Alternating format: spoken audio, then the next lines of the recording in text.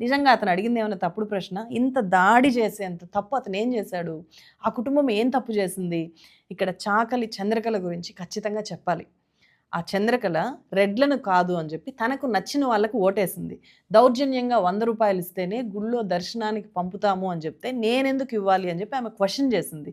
దళిత అమ్మాయిని తన కొడుకు పెళ్లి చేసుకొని వస్తే సాదరంగా తన కొడుకు నిర్ణయానికి మద్దతుగా నిలబడింది. తన కోడల్ని ఆహ్వానించింది. తన మనవరాల్ని గుండెలకు హత్తుకొని శివుడి దగ్గరికి దర్శనానికి తీసుకెళ్ళింది. సో ఇది ఆమె చేసిన తప్ప? ప్రశ్నించడం ఆమె చేసిన తప్ప? లేకపోతే కులాంతర వివాహాన్ని ఆహ్వానించడం తప్ప? హిందువులంతా బంధువులే అంటారు కదా, హిందువులంతా బంధువులే అని చెప్పి చాకలి చంద్రకళకి అర్థమైంది. కానీ హిందువులంతా బంధువులే అని చెప్పి అక్కడుండే రెడ్డి సామాజిక వర్గానికి ఎప్పుడు అర్థమవుతుంది? అసలు అర్థమవుతుందా? రేవంత్ రెడ్డి 2 నెలల పసిబిడ్డను కాలితో తన్నిన దుర్మార్గుల మీద ఒక హోం మంత్రిగా, ఈ రాష్ట్ర ముఖ్యమంత్రిగా నిజంగా చర్యలు తీసుకుంటారా? 3 రోజుల నుంచి రోజుకో కాంప్లైంట్ ఇచ్చినాం సార్. మేము రోజుకో కాంప్లైంట్ ఇస్తే కూడా ఇలా తీసుకొని ఎస్ఐ నీకు నేను పట్టించుకోవాలనా, మర్యాద ఇవ్వాలనా, బయటికి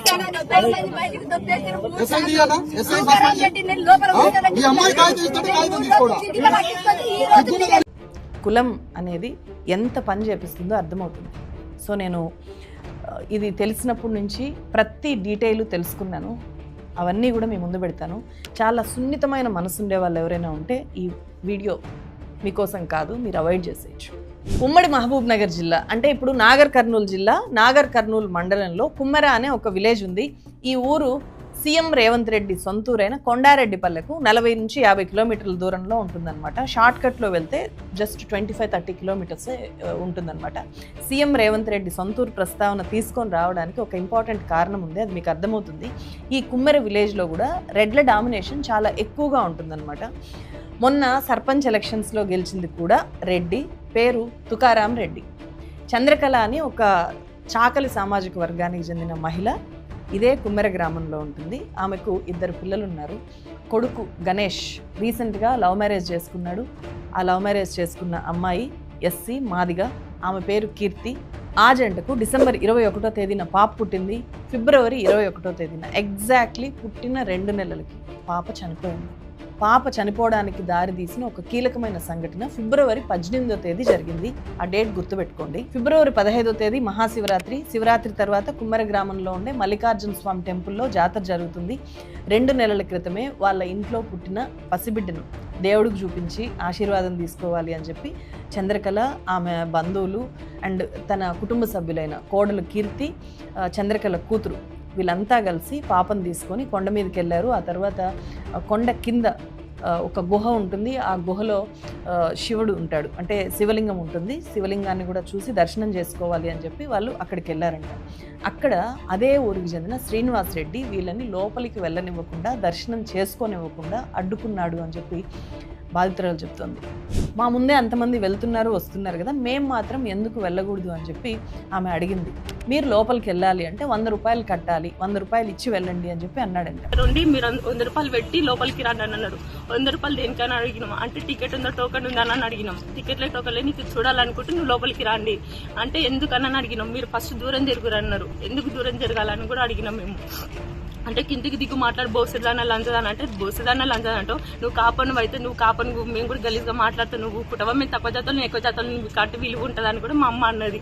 అన్న తర్వాత బోసెదాన పక్కకు జరగాని చెయ్యి మా అమ్మ మీద చెయ్యి పెట్టి ఇట్లా తోసింది. శ్రీనివాసరెడ్డి ఒకరు ఉన్నారు అక్కడ. దొబ్బితే మా చిన్న పాపని మా అమ్మ నేను దొబ్బుతున్నావు అని ఇట్లా అన్నారు. తర్వాత మేము కిందికి వచ్చినాము, మేము ఏడ్చుకుంటే కిందికి వచ్చినాము. మీకు తెలుసు కదా, గ్రామాల్లో ఏ శుభకార్యం జరిగినా లేకపోతే టెంపుల్స్లో ఏం జరిగినా కూడా అక్కడ ఆ ఊర్లో ఉండే చాకలి వాళ్ళు వెళ్ళి అన్ని పనులు చేస్తూ ఉంటారు. అట్లా చేసినందుకు వాళ్ళకి చాలా చోట్లకి యాక్సెస్ ఉంటుందన్నమాట. ఇక్కడ మనం గుర్తుపెట్టుకోవాల్సింది, ఆ గుడిలో ఒకవేళ నిజంగా వసూళ్లు జరుగుతూ ఉంటే అది అనఫీషియల్గా జరుగుతున్న వసూళ్ళు. అవి అఫీషియల్గా జరిగే వసూళ్ళైనా సరే చాకలి వాళ్ళు వెళ్ళాలి అంటే డబ్బులు కట్టాల్సిన పని లేదు. ఎప్పుడూ లేనిది ఇప్పుడే ఎందుకు నువ్వు డబ్బులు అడుగుతున్నావు, చాకలోళ్ళే అన్ని పనులు చేస్తారు, మేము ఎందుకు ఇవ్వాలి అని చెప్పి ఆ చంద్రకళ వాదించడంతో ఆమెని దుర్భాషలాడడం ద్వారా ఈ గొడవ అనేది స్టార్ట్ అయింది. ఇక్కడ చంద్రకళ కుటుంబాన్ని లోపలికి వెళ్ళనివ్వకపోవడానికి ప్రధానంగా 2 కారణాలు ఉన్నాయి అని చెప్పి నేను అక్కడ గ్రౌండ్ రియాలిటీ తెలుసుకున్నప్పుడు నాకు అర్థమైంది. రీజన్ నెంబర్ 1 ఏంటి అంటే, రీసెంట్గా సర్పంచ్ ఎలక్షన్స్ జరిగాయి. సో ఆ సర్పంచ్ ఎలక్షన్స్లో ఈ చంద్రకళ కుటుంబము కాంగ్రెస్ పార్టీ తరఫున నిలబడ్డ రెడ్లకు కాకుండా వాళ్ళ చాయిస్ ప్రకారం వేరే వాళ్ళకు ఓట్లేశారు. వీళ్ళు మొన్న జరిగిన సర్పంచ్ ఎన్నికల్లో వేరే పార్టీకి సపోర్ట్ చేసిరని అది మనసులో పెట్టుకొని దురుద్దేశంగా వీళ్ళను కావాలని తల్లిని కొట్టిర్రు, చిన్నారి పాపను కొట్టిర్రు. ఇది ఒక కారణమైతే రెండో రీజన్ డైరెక్ట్గా కులం. దర్శనానికి తీసుకెళ్ళిన పసిబిడ్డ తల్లి మాదిగ లవ్ మ్యారేజ్ చేసుకున్నాడు. సో బిడ్డతో దర్శనానికి వచ్చింది. అందుకే మాదిగోళ్ళను చేసుకున్నాక ఇంకా చాకలోళ్ళు అని చెప్పి ఎలా చెప్పుకుంటారు మీరు అని చెప్పి ఇట్లాంటి మాటలతో అండ్ అక్కడికి వచ్చిన ఈమె కుటుంబ సభ్యులు చంద్రకళ కోడలు, చంద్రకళ కూతురు, పసిపాప అండ్ వాళ్ళ ఇంకా దగ్గర బంధువులు కూడా వీళ్ళు వెళ్ళారు. మెయిన్గా ఈ ఫ్యామిలీ మీద అటాక్ జరిగింది. తక్కువ జాతులు ఎందుకు వచ్చింది? మీరు అసలు తక్కువ జాతి ఉంది, మీది గుడి దాకా రావాలి. తిరగలేదు మీరు, వాళ్ళ దాంట్లో అది కూడా ఉండలేరు. మీరు ఎక్కువ ఎస్సీ వాళ్ళ దాంట్లోనే ఉంటారు. మీరు వాళ్ళ దాంట్లో ఉండండి. మీరు వాళ్ళ దాంట్లో బట్టి నువ్వు వాళ్ళ లంగల కొడుకుల జతల బట్టి లంగ కొడుకు అయినా దొంగ కొడుకు అయినా నువ్వు రూపాయి ఇస్తారా నీకు బాకీ? మీకు ఇల్లు రాదా? ఇంతకు నీది ఏ ఊర్రా? అయితే లేదు, మేము వచ్చి జస్ట్ మొక్కిపోతాం, మేము ఏం చేయమన్నాను. అంటే నడువు మీకు చెప్తుంటే నీకు అర్థమైతే లేదా? బొర్షగానే లమ్మడిగానా లందగానే చెప్తుంటే బయటికి నడవని మా పిన్నిని ఇట్లా చెంప మీద చేయబెట్టి దూపిండు. మాటల్లో చెప్పలేని బూతులు తిట్టి బలప్రయోగం చేసి అక్కడి నుంచి వాళ్ళని బలవంతంగా బయటికి గెంటేశారు, దర్శనం చేసుకోనివ్వకుండా. సో దర్శనం చేసుకోకుండా ఆ బాధతో వాళ్ళు ఏడుస్తూ వెనక్కి వచ్చేసారు. బిడ్డ పుట్టింది అనే సంతోషంతో దేవుడి దగ్గరికి దర్శనానికి వెళ్తే ఇంత అవమానం జరగడాన్ని వాళ్ళు భరించలేకపోయారు. చంద్రకళ కొడుకు వీళ్ళతో పాటు పైకి వెళ్ళలేదు. అందుకే వాళ్ళు ఏడ్చుకుంటూ వచ్చి ఆ గణేష్ అనే అతని ఏజ్ కూడా ఎక్కువేం కాదు, 25 లోపే ఉంటుంది, అతనికి చెప్పారు. అతను వాళ్ళని నిలదీయడానికి మళ్ళీ ఆ గుహ దగ్గరికి వెళ్ళాడు, టెంపుల్ దగ్గరికి. అక్కడ వాళ్ళు లేకపోవడంతో ప్రతి ఊరికి వాట్సాప్ గ్రూప్ ఉంటుంది కదా, అట్లా కుమ్మెర విలేజ్ వాట్సాప్ గ్రూప్లో అతను ఒక మెసేజ్ పెట్టాడు. ఏమని పెట్టాడు? మా అమ్మలక్కల్ని బూతులు తిడతారు, మేము కూడా అలాగే తిడితే మిమ్మల్ని మీరు ఊరుకుంటారా అని చెప్పి ఒక చిన్న మెసేజ్ పెట్టాడండి. గ్రూప్ ఉన్నది కుమ్మరి గ్రూప్. ఆ గ్రూప్లో ఏం చేసిండు, అరే మీరు మా అమ్మని మా పిల్లలని మాట్లాడారు, మీ అమ్మని మీ అమ్మ మీరు ఊరుకుంటారా అదని చెప్పేసి వీడి గ్రూప్లో అన్నాడు.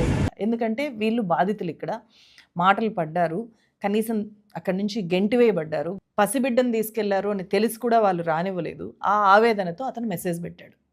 సో ఆ మెసేజ్ అటువైపు ఉన్న వాళ్ళని ఎంతగా ట్రిగర్ చేసిందంటే ఒక గుంపు వచ్చి ఈ గణేష్ అనే అబ్బాయిని భయంకరంగా కొట్టుకుంటూ లాక్కెళ్ళారంట.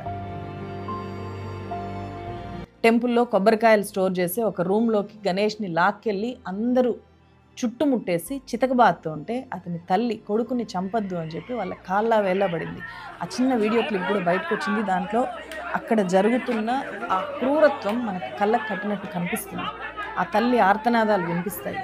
అక్కడ వాళ్ళు ప్రదర్శిస్తున్న జులుం మనకు కనిపిస్తుంది. ఒక బక్క పల్చని వ్యక్తిని అంతమంది చుట్టుముట్టి దాడి చేస్తుంటే అక్కడ ఆ తల్లి, అతని చెల్లెలు, అతని భార్య, ఆ చేతిలో ఉండే పసిబిడ్డతో వాళ్ళు అక్కడ ఉండి విపరీతంగా అరుస్తూ వేడుకున్నారంట. సపోర్ట్ వాళ్ళు అయితే బయట వాళ్ళు వచ్చి ఆపడానికి ట్రై చేస్తున్నారు. మీరెవరు, మీది ఇవ్వరా, మీకు ఏం జరిగిందో మీకు తెలుసా అని వాళ్ళని తిట్టి ఎలా కొట్టేసారు. వాళ్ళని అక్కడ ఉన్న మొత్తం తోసేసారు. వాళ్ళు వెళ్ళిపోయారు. వాళ్ళు వెళ్ళిపోయిన తర్వాత మళ్ళీ దూరం చూసి మళ్ళీ ఊరుకొస్తున్నారు. వాళ్ళు చూసినాడు అక్కడ ఆపడానికి ఏ చేసలేదు. 10 మంది కూడా మేము ఏం చేసినాము, కొంతమంది కాలు పట్టుకున్నాము, తప్పయింది, మేము గ్రూప్లో పెట్టినాక తప్పయింది, మనం క్షమించండి, కొట్టకండి, మనకు చిన్న పాప ఉంది, నిన్న మొన్ననే మన వైఫ్ డెలివరీ అయింది, ప్లీజ్ ఆడపిల్ల కొట్టకండి అని కూడా మేము కాళ్ళ మీద పడ్డాం. అయితే లోపల ఉండాలి, అమ్మ మీ కాలు మొక్కండి వదిలిపెడతారని నేను గట్టిగా అరుస్తున్నా వీళ్ళ మీద. బయటికి వెళ్ళి నేను దోరకాడుండి అంటే వీళ్ళకి కూడా కాలు మొక్కుతుంటే ఇట్లా వీపుల మీద కొడుతున్నారు, మొక్కల మీద కొడుతున్నారు, చంపల మీద కొబ్బరికాయలు తీసుకొని నెత్తిన కొట్టడం, బొరుసలు రావడం చాలా జరిగింది. బయట ఉంటే మేము బయట ఉన్న వాళ్ళు కొట్టి బయటకు వచ్చిన వాళ్ళని మేము కాలు మొక్కినాం. కొట్టకండి మామయ్య, కొట్టకండి తాతయ్య అని నేను కాలు మొక్కినన్నా. మొక్కితే చిన్న పాప ఉంది, ఆ పిల్ల ముఖం చూడండి, నా ముఖం చూడండి, ప్లీజ్ కొట్టకండి, ఊళ్ళో ఏమన్నా ఉంటే మాట్లాడుతున్నామని నేను ఇట్లా కాలు పట్టుకుని ఉన్నా. సర్పంచ్ తుకారాం రెడ్డి అక్కడే ఉన్నాడు, ఊరిని కాపాడాల్సిన సర్పంచ్ అక్కడే ఉన్నా కూడా అతను ఇంకా కొట్టండి అని చెప్పి ప్రోత్సహించాడే కానీ అడ్డుకునే ప్రయత్నం చేయలేదు అని చెప్పి వాళ్ళు చెప్తున్నారు. సర్పంచే కాదు, సర్పంచ్ కొడుకు సతీష్ రెడ్డి ఈ పెద్దావిడ చంద్రకళ నడుం మీద నిలబడి తొక్కి నిలబడ్డాడంటే ఆమెకి కిడ్నీ ఇష్యూ ఉంది. కొట్టొద్దుండి అనేది కాళ్ళు పట్టుకోనికి పోతే సతీష్ రెడ్డి నడుముల మీద నిలబడింది సార్. మా అత్తమ్మకి ఆమెకు ముందే కిడ్నీ ప్రాబ్లమ్ సార్. ఆమెకి నడుముల మీద నిలబడేసరికి ఆమె అట్టనే కింద పడిపోయింది సార్ ఆమె. సో ఆ బాధితుడైన గణేష్కి కాళ్ళలో రాడు, మా ఆయనకు రాడుంది సార్ కాలుకి. సో అతను కింద పడిపోతే అతన్ని చంపడానికి కొబ్బరి బొండాలు తీసే ఒక రాడుని తీసుకెళ్ళి దాడి చేయడానికి ప్రయత్నం చేసినప్పుడు అతను తప్పించుకునే క్రమంలో శ్రీనివాస్ రెడ్డి అనే వ్యక్తికి ఇతనే ప్రధానంగా అడ్డుకున్నాడు. సో అతనికి చెవి దగ్గర కొంచెం తగిలిందంట. రాడు ఉంటది కదా, ఆ రాడు తీసుకొని శ్రీనివాస్ రెడ్డి మా ఆయనకు పొడవనికపోతే తప్పించుకున్నాడు సార్. తప్పించుకున్న ఎంబడే ఇంకా ఆయన కింద పడిపోయిండు. ఆయనకు చిన్న గాయం మాత్రమే గీసుకుపోయింది సార్. ఇక్కడ మొత్తం 8 మంది కొట్టారు అని చెప్పి చెప్తున్నారు. వాళ్ళ పేర్లు ఆలయ ధర్మకర్త అని చెప్పి చెప్పుకుంటున్న ఉంద్యాల శ్రీనివాస్ రెడ్డి, ఇతనే మొదట అడ్డుకున్నాడు. తర్వాత సర్పంచ్ తుకారాం రెడ్డి, సర్పంచ్ కొడుకు సతీష్ రెడ్డి, పాపను కాలితో తన్నిన వ్యక్తి మధుసూదన్ రెడ్డి, గ్రామస్తులు శ్రీకాంత్ రెడ్డి, కన్నెరెడ్డి, కుఫేందర్ రెడ్డి, పల్లె పవన్ రెడ్డి, నరేష్ రెడ్డి వీళ్ళందరూ కలిసి దాడిలో పాల్గొన్నారు. అందరూ కొట్టారు అని చెప్పి బాధితులు చెప్తున్నారు. భర్తను అత్తను చితకబాదుతుంటే గొంతు పోయేలాగా అరుస్తూ వేడుకున్న ఆ పాప తల్లి కీర్తి ఏం చేయాలో ఎలా కాపాడుకోవాలో తను ఏ మాత్రం లేట్ చేసినా ఆ గణేష్ని బతకనివ్వరు అని చెప్పి తెలిసిన నిస్సహాయ స్థితిలో తన చేతిలో ఉన్న బిడ్డను అక్కడుండే తన ఎదురుగా ఉన్న ఒక వ్యక్తి, ఈ మధుసూదన్ రెడ్డి అనే వ్యక్తి, అదే గ్యాంగ్కి చెందిన వ్యక్తి, అక్కడ దాడి చేస్తున్న వ్యక్తి, అతని కాళ్ళ దగ్గర పడుకోబెట్టి నా బిడ్డ ముఖం చూసైనా వదిలేయండి, చిన్న బిడ్డ 2 నెలలే అయింది, నేను బాలింతను, మేము అన్యాయం అయిపోతాము, నా భర్తను చంపకండి అని చెప్పి అతని కాళ్ళ దగ్గర పడుకోబెట్టిందంట. బిడ్డ ముఖం చూసైనా వదిలిపెట్టండి అని చెప్పి, మేము దూరంగా వెళ్ళిపోతాము, ఈ ఊర్లో కూడా ఉండము అని చెప్పి వేడుకుందంట. ఆ మధుసూదన్ రెడ్డి అనే వ్యక్తి అప్పుడు ఆ బిడ్డను ఎలా తన్నాడో ఆ తల్లి చెప్పింది, వినండి ఒకసారి. ఇంకా మా ఆయనదే తప్పు అంటున్నారు కదా, మేము మళ్ళీ క్షమాపణ చెప్పిస్తానే వాళ్ళని కాళ్ళు పట్టుకోనికి పోయినా సార్. ఇట్లా మోకాలతో తన్నే వరకు పాప అంత దూరం పడిపోయింది. నాకు నెత్తికి తాకేసరికి ఏం కనిపించలేదు సార్. అయితే నేను పాప ఎక్కడ పడిందో తెలియక ఆమె వాయిస్ని మాత్రమే అది కుళ్ళలాగా ఉంటుంది కదా సార్, ఆ వాయిస్ ఇన్ని ఎంబడే ఇట్లా గుంజుకొని పాలకెట్టుకున్నా సార్. పాలు 2 బుక్కలు తాగింది సార్. కాలు మొత్తం చిన్న పాప అయితే కింద పడ్డది. ఆ పిల్ల మొక్కం చూడండి అని అడిగినాం. పిల్లలే అంజలాల పిల్లలే మీరు అని మమ్మల్ని మళ్ళీ పక్కకు చూసి పిల్ల కింద పడ్డప్పుడే వాళ్ళు తగినప్పుడే తాకింది. మేము వాళ్ళ కాలు మీద బయట కూడా వాళ్ళ కాళ్ళ మీద కూడా పడ్డాం. మేము ఇట్లా దూరంగా పడిపోయింది కానీ గాయాలు ఏమీ లేవు, లోపల ఇంటర్నల్ గాయాలు జరుగుండొచ్చు కాబట్టి వీళ్ళకేమీ తెలియలేదు. అలాగే పాపను తీసుకెళ్ళిపోయారు. వాళ్ళిద్దరికి భర్తకి అత్తకి ట్రీట్మెంట్ చేయించారు. ఇది 18వ తేదీ జరిగింది, ఫిబ్రవరి 18. సో పాపను తన్నిన తర్వాత 2 రోజుల తర్వాత గణేష్ అతని తల్లి కొద్దిగా కోలుకున్న తర్వాత ఫిబ్రవరి 21వ తేదీ ఉదయం పాప కళ్ళు తెరవలేదు. పడుకోబెట్టినాము. ఇంకా పొద్దున కరెక్ట్ 6 అయ్యిందంట పాప పాలకి ఏడుస్తుంది. ఇంకా వీళ్ళు లేచిరు అని ఇంకా నేను అప్పుడే మెలక తీసుకొని ఇంకా పాప పాలకి ఏడుస్తలేదు, ఏం చేస్తలేదు అని చెప్పి ఇట్లా ఛాతి తన నోట్లో పెడితే పాలు మొత్తం కింద పోతున్నాయి సార్. మమ్మీ అని ఇట్లాంటి ఏం లేదు, చల్లగా అయిపోయింది సార్. ఫిబ్రవరి 18న దాడికి గురైన పాప ఫిబ్రవరి 21న చనిపోయింది కాబట్టి పోలీసుల దృష్టిలో ఇది పెద్ద విషయమే కాదు. ప్రెస్ మీట్లో ఇదే మాట్లాడాడు చూడండి, పాప ఒంటి మీద గాయాలు లేవు అని చెప్పి. ఆ చిన్న పాప శరీరం మీద చిన్న ఒక స్క్రాచ్ మార్క్ కూడా ఎక్కడ కూడా కనపడలేదు. ఒంటి మీద గాయాలు లేకపోతే ఆ దాడితో సంబంధం లేనట్ట. సో అసలు ఘటన జరిగిన ఫిబ్రవరి 18న ఈ బాధితులు పోలీస్ స్టేషన్కి కంప్లైంట్ చేయడానికి వెళ్తే అప్పటికే వీళ్ళ మీద దాడి చేసిన వాళ్ళు పోలీస్ స్టేషన్లో ఉన్నారంట. వాళ్ళని కూర్చోబెట్టుకొని లోపల మర్యాద చేసిన పోలీసులు వాళ్ళు ఈ గణేష్ మీద కంప్లైంట్ చేస్తే ఆ కంప్లైంట్ తీసుకున్నారు. ఈ అబ్బాయే శ్రీనివాస్ రెడ్డి మీద దాడి చేశాడు అని చెప్పి ఆ అబ్బాయి మీద ఇమీడియట్గా కేసు బుక్ చేశారు. అట్ ద సేమ్ టైం ఈ బాధితులు ఇచ్చిన కంప్లైంట్ని కనీసం తీసుకోలేదు, దాన్ని చెత్తకుండిలో పడేశారు అని చెప్పి వీళ్ళు చెప్తున్నారు. ఘటన జరిగిన తర్వాత గ్రామంలో ఉండే సర్పంచ్ అనుకో కూడా మీరు ఏమీ చేయలేరు మమ్మల్ని అని చెప్పి ఎలా అవమానించారో, ఎలా హేళనగా మాట్లాడారో కూడా బాధితులు చెప్తున్నారు. ఆపండి తాత అంటే బొస్సుదాన్ని అయితే మేము కాలు పట్టుకొని వస్తే నువ్వు దూరం జరిగిన ఫస్ట్ మమ్మల్ని ఇట్లా దూరం జరుపుకున్నారు. ఎందుకు అంటే మొత్తం అందరూ కూడా ఒకే కమ్యూనిటీ. వీళ్ళ మీద ఎవరైతే దాడి చేశారో సేమ్ అదే కమ్యూనిటీకి చెందిన ఆ పోలీసులు కానీ స్థానిక ఎమ్మెల్యే కానీ పైనుండే ముఖ్యమంత్రి కానీ, పైగా ముఖ్యమంత్రికి వీళ్ళందరూ బంధువులు, అక్కడుండే లోకల్ ఎమ్మెల్యేకి బంధుగణం వీళ్ళు అని చెప్పి కూడా వాళ్ళు చెప్తున్నారు. తెలంగాణ క్రాంతిదళ అధ్యక్షుడు పృథ్వీరాజ్ బాధితులను పరామర్శించడానికి వెళ్ళినప్పుడు పృథ్వీరాజ్తో బాధితురాలు ఏం చెప్పిందో ఒకసారి వినండి. ఇంత అహంకారం ఇంత మదం ఎక్కడికి వెళ్ళి వస్తుంది? సర్పంచ్ చెప్పిండు, ఎమ్మెల్యే అయినా ఇక్కడ రేవంత్ రెడ్డి అయినా సరే సర్పంచ్కి కావాల్సిన వాళ్ళంట.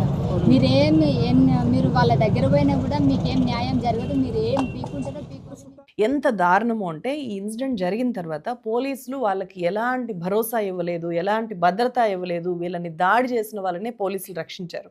కంప్లీట్గా వాళ్ళ సైడ్ పోలీసులు తీసుకోవడంతో ప్రాణభయంతో వీళ్ళు ఊరు వదిలేశారు. ఆ కుమ్మెర గ్రామంలో కాకుండా నాగర్ కర్నూలుకి వెళ్ళిపోయారు వీళ్ళు. ఫస్ట్ సమస్య ఎక్కడ స్టార్ట్ అయింది? టెంపుల్లోకి వీళ్ళని ఎందుకు వెళ్ళనివ్వలేదు అని చెప్పి పోలీసులు వచ్చి అడుగునుంటే, అక్కడ వాళ్ళని క్వశ్చన్ చేస్తుంటే ఇంత జరిగేదే కాదు. ఒకవేళ వచ్చినా కూడా వాళ్ళ జోలికి మీరు ఎందుకు వెళ్ళారు అని చెప్పి మాకే క్లాస్ బీకారు, కానీ పోలీస్ కంట్రోల్ చేయలేదు, ఎక్కడా కూడా మా కంప్లైంట్ కూడా సరిగా తీసుకోలేదు అని చెప్పి బాధితులు. తర్వాత మేము 3 సార్లు వీళ్ళు సర్పంచ్ తుకారాం రెడ్డి, సంతోష్ రెడ్డి వీళ్ళందరూ వాళ్ళ రెడ్డిస్ మొత్తం కలిసి ఇక్కడ పిఎస్ దగ్గర ఉన్నారు. మేము కూడా మాట్లాడడానికి పోతే మమ్మల్ని 3 సార్లు బయటికి నెట్టిన తర్వాత వాళ్ళు ఏమేమి మాట్లాడి వెళ్ళిపోయారో, వాళ్ళు వెళ్ళిపోయిన తర్వాత మా దెబ్బలు మేము స్లిప్పులు చూపిస్తే అప్పుడు మీరు ఏమన్నా రాయాలనుకుంటా రాయండి అని చెప్పారు. అప్పటికి 9:30 10 అవుతున్నది. ఆ తర్వాత మమ్మల్ని బయటికి నొక్కినాక మాకు తోచింది మేము రాసినాం, అంత టైం అని గట్టి మేము ఎక్కువ కూడా రాయలేదు కంప్లీట్. తర్వాత మళ్ళీ నెక్స్ట్ రోజు మమ్మల్ని పిలిపించిన తర్వాత ఉండి మేమే సార్ అంటే మీరు ఇట్లా రెడ్డిస్ మీద అది చేసిరంటే ఇది చేసిరంటే ఎందుకు కొట్టినవరా, మీరు ఏం పని ఉన్నది రాసకి మీరు గ్రూపులలో పెట్టాల్సిన అవసరం అంటే, అవును సార్ మమ్మల్ని మా పిల్లలు అన్నాకే నేను గ్రూప్లో పెట్టినట్టు మాత్రం మమ్మల్ని మా అక్కలను కొడతారా సార్, ఆడపిల్లని కూడా బయట కొట్టిరాదని చెప్పేసి వీడు అన్నాడు. పాప చనిపోయిన తర్వాత కూడా ఈ విషయం ఎవ్వరికీ తెలిసేది కాదు, నిందితుల మీద కేసులు అయ్యేవే కాదు. మరి ఎలా తెలిసింది? డిఎస్పీ కార్యకర్తల ద్వారా విశారదన్ మహారాజ్ అక్కడికి వెళ్ళి పాప శవము చంద్రకళ కుటుంబంతో కలిసి ధర్నా చేశారు. అర్ధరాత్రి దాకా ధర్నా చేస్తే పోలీసులు ఇంత చేతగానితనంతో ఎందుకు ఉంటున్నారు అని చెప్పి నిలదీస్తే అప్పుడు నీకు కుటుంబాలు లేవన్నా, నీకు భార్య పిల్లలు లేవన్నా, పిల్ల 2 నెలల పాపం చంపినరు. ఆ రెడ్లను అరెస్ట్ చేయకుంటే ఈ యూనిఫామ్ ఎందుకు బ్రదర్ మీది? దేనికి యూనిఫామ్ అంటారు మీది? మీ డ్యూటీ దేనికి, మీ యూనిఫామ్ దేనికి? అసలు రీజన్ ఏంటి? ఎందుకు అరెస్ట్ చేయట్లేదు? రీజన్ చెప్పండి ఒకటి. వీళ్ళు ఎవరెవరి పేర్లు అయితే చెప్పారో వాళ్ళ పేర్లతో ఎఫ్ఐఆర్స్ రిజిస్టర్ చేశారు. వాళ్ళందరినీ కూడా మేము రిమాండ్లోకి తీసుకున్నాము, మేము అదుపులోకి తీసుకున్నాము అని చెప్పారు, కానీ ఇప్పటిదాకా ఏ ఒక్కరిని కూడా అరెస్ట్ చేశాము అని చెప్పి ప్రెస్ ముందుకు వచ్చి చెప్పలేదు. మేము అన్నీ తెలుసుకుంటున్నాము అని చెప్పి సిఐ గారు కూడా చెప్తున్నారు. ఆ బాధిత తల్లి బిడ్డతో పరుగులు పెడుతున్న వీడియోలు, విశారదన్ మహారాజ్ వీడియోలు వైరల్ అయ్యాక ఈ ఇష్యూ మొత్తం అందరికీ తెలిసింది. బీసీ సంఘాలు, ప్రజా సంఘాలు, ఎమ్మెల్సీ తీన్మార్ మల్లన్న బాధితుల తరఫున అక్కడికి వెళ్ళి వాళ్ళతో మాట్లాడారు.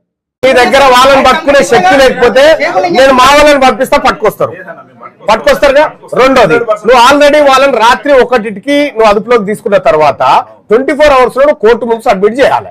చేస్తావు కదా ఏరి మేరాలు. ఇప్పటిదాకా నేను ఈ వీడియో రికార్డ్ చేసేదాకా నిందితులు ఎవరిని కూడా ఈ కేసులో అరెస్ట్ చూపించలేదు. నిందితుల్ని కాపాడుతూ వచ్చారు.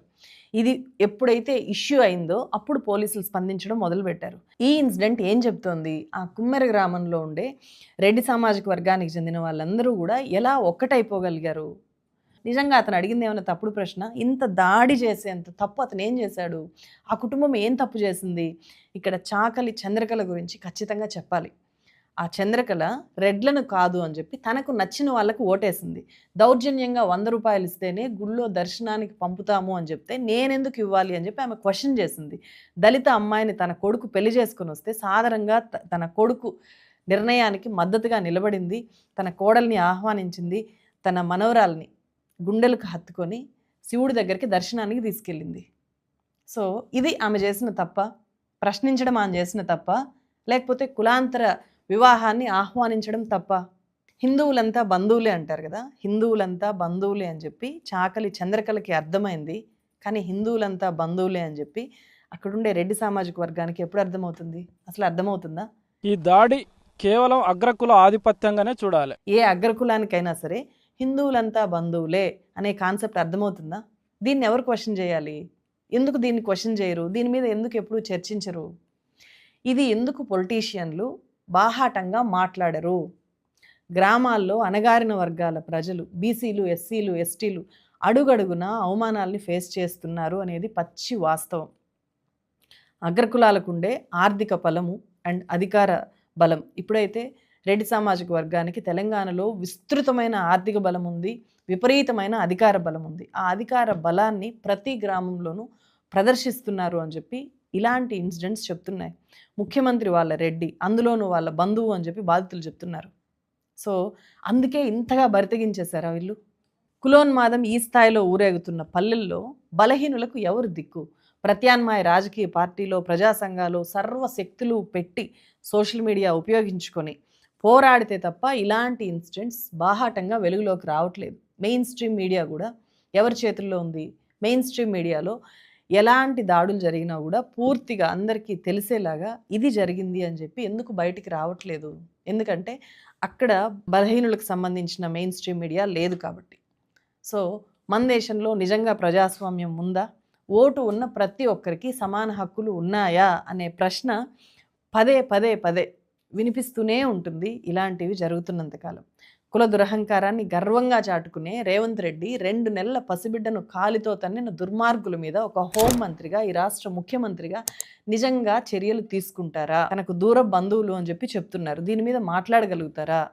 దీని ఏంటంటే దీంట్లో ముఖ్యమంత్రి బంధువులను రేవంత్ రెడ్డి కాపాడే ప్రయత్నం చేస్తున్నాడు, రక్షించే ప్రయత్నం చేస్తా ఉన్నాడు. సమాజం మొత్తం చూసిరు. కుమ్మెర విలేజ్లో జరిగిన ఈ ఇన్సిడెంట్ తెలంగాణలో ఒక చాలా పెద్ద రాజకీయ ప్రకంపన. బీసీ కులాలను తట్టి లేపిన ఒక పసిబిడ్డ పొలికేక ఇది. ఈ విషయాన్ని మళ్ళీ చెప్పాలి అనుకుంటున్నాను. ఆధిపత్య కులాలకు కులము అనేది ఎప్పుడూ కూడా నెత్తి మీద ఒక కిరీటం లాంటిది. అణగారిన కులాలకు అదే కులం నెత్తి మీద ఒక పెద్ద భారము, ఒక ముళ్ళ కిరీటం. రెండు సేమ్ కాదు. కులం అనేది ఒకరికి ప్లెజర్ లాగా, ఒకరికి పెయిన్ లాగా ఉన్నప్పుడు వీళ్ళిద్దరూ ఈక్వల్ ఎలా అవుతారు? కొంతమంది మాత్రమే కులం గురించి ఎందుకు మాట్లాడతారు అనే ప్రశ్నే తప్పు. ఫస్ట్ ఖచ్చితంగా మాట్లాడతారు. పెయిన్లో ఉండే వాళ్ళే మూలుగుతారు, అరుస్తారు, నొప్పితో కేకలు పెడతారు, ఆర్తనాదాలు చేస్తారు. ఆ ప్లెజర్లో ఉండేవాళ్ళు ఎందుకు అరుస్తారు, ఎందుకు మాట్లాడతారు, ఆ ప్లెజర్ని ఎందుకు వదులుకోవాలనుకుంటారు? కులాన్ని ప్లెజర్గా చెప్పుకునేవాడు అందులో నుంచి బయటికి రావాలి, తోటి మనిషి పెయిన్ను అర్థం చేసుకోవాలి, ఈక్వాలిటీ పాటిద్దాము అని చెప్పి చెప్పగలగాలి. సో ఈ చెప్పగలిగేది ఎవరు? ముఖ్యంగా మనకు ప్రజాప్రతినిధులు ఉన్నారు కాబట్టి ఆ ప్రజాప్రతినిధుల నుంచి ఇది మొదలవ్వాలి. వాళ్ళని మనం క్వశ్చన్ చేయాలి. ఇంతకాలం మా వల్ల జరిగింది తప్పు అని చెప్పి రియలైజ్ అవ్వాలి. రాజమౌళి ఫాదర్ విజయేంద్ర ప్రసాద్ గారు ఈ మధ్యనే క్షమాపణలు చెప్పారు కదా, క్షమించండి క్షమించండి క్షమించండి అని చెప్పి. ఇన్ని తప్పులు చేశారా, అవసరంలో పుట్టారా, బట్ ఐ ఓన్ ఇట్. అయ్యే జీన్స్ నాకు ఉన్నాయి, వాళ్ళ ఆస్తులు నేను అనుభవిస్తున్నాను, ఆ పాపంలో కూడా నేను భాగస్వామిని. సో దాని గురించి మీ అందరి ముందు తల వంచి వినయంగా నమస్కరిస్తున్నాను. క్షమించండి క్షమించండి క్షమించండి క్షమించండి క్షమించండి. ఆ రకంగా చెప్పగలగాలి. సోషల్ ప్రివిలేజ్ పొందుతున్న క్యాస్టుల్లో ఇది తప్పు అనే ఒక రియలైజేషన్ రానంత వరకు కులాల అడ్డుగోడలు అలాగే ఉంటాయి. ఆ రియలైజేషన్ వచ్చినప్పుడు కులాల అడ్డుగోడలు కూలిపోతాయి. వాళ్ళలో రియలైజేషన్ రాకపోతే కూల్చే వాళ్ళు ఖచ్చితంగా పుడతారు, ఏకమవుతారు, కూలుస్తారు. మతం మారిన వాళ్ళని చాలా చులకనగా, హేళనగా ఎప్పుడు తిడుతూ ఉంటారు కదా, రైస్ బ్యాగ్స్, కన్వర్ట్స్ అని చెప్పి. ఇలాంటివి జరిగినప్పుడు హిందూ మత పరిరక్షకులు ఎప్పుడు ఎందుకు కనిపించరు? ఇలాంటి వాటి మీద ఎందుకు నిలదీయరు? హిందువులంతా బంధువులు అని చెప్పి మీరు చెప్తారు కదా, మరి వాళ్ళు బంధువులు ఎలా కాకుండా పోతారు అని చెప్పి వాళ్ళ మీద దాడి చేసిన వాళ్ళని ఎందుకు నిలదీయరు?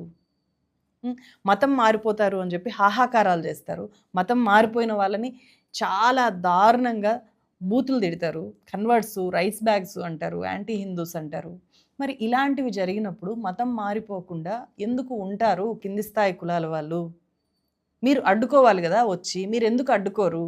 మీరు ఎందుకు మాట్లాడరు? ఇక్కడ మీ పాత్ర ఏమీ లేదా? ఒక్కసారి ఆలోచించాలి.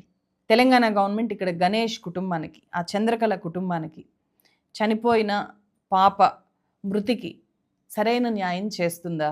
వాళ్ళు 8 మంది మీద కేసు పెట్టారు. ఆ 8 మందిని శిక్షించగలుగుతుందా? ఈ కేసుని ముందుకు తీసుకెళ్ళనిస్తుందా?